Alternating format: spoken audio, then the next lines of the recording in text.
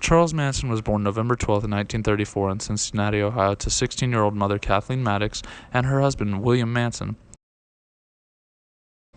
In his early years, his mother sold him for a pint of beer, and his uncle had to retrieve him. This was all before the couple split and put Charles in an all-boys school, which he escaped a few years later. He went back to his mom after escaping the all-boys school, and his mother wanted nothing to do with him and sent him to live on the streets. He survived through petty crimes until 1951, when he was first incarcerated.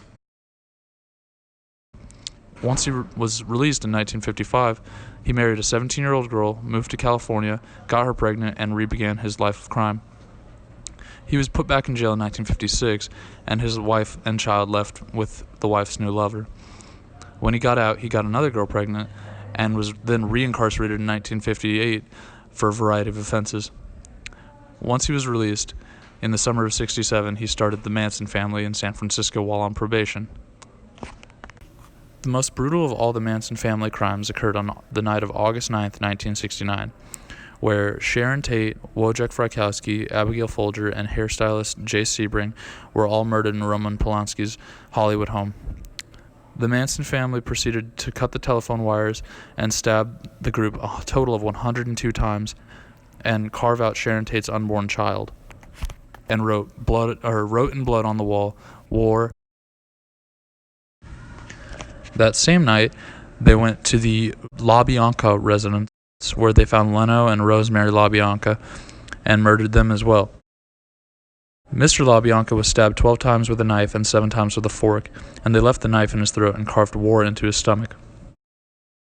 Rosemary also had multiple stab wounds on her chest and neck, and on the living room wall wrote "Death to Pigs" and "Rise," and on the refrigerator "Helter Skelter," all of which was written in blood.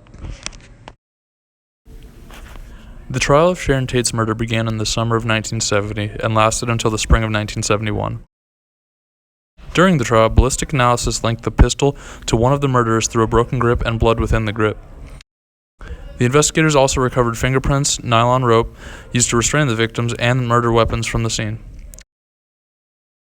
After 22 weeks of testimony, including Manson's, which lasted over an hour, the trial was concluded. 3 of the murderers were given the death penalty, and Charles Manson was as well, despite having no direct involvement with the actual murders. This was later overturned due to California's Supreme Court ruling that the death penalty was unconstitutional and changed each of their sentences to a life sentence.